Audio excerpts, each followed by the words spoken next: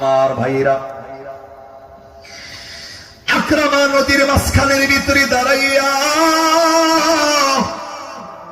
বন্ধুল্লাহ আপনারা তুসাকে বারবার করে ডাক দেয়, আজকে কঠিন বিপদ থেকে আমারে বাঁচানো লাগবে।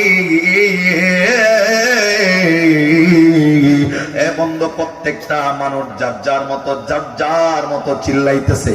আমি শুধু অন্য ধর্মের মানুষের কথা বলছি না, আমাদের বাংলাদেশের ভিতরে মুসলমানদের ইমান যে অধপতন হয় নামে আর ওড়ে, এটার একটা বাস্তবতা আছে। আমি ছোট্ট করে বলছি, যেমন অনেক সময় যারা নৌকা চালাইছেন, এখন তো নদী কমে গেছে, পানি কম, নৌকা যারা উঠছেন, দূর দূরান্ত যারা গেছেন, অনেক সময় নৌকা কবলিত ঝড়ের কবলিত মানুষ পড়ছে না, পড়ে নাই?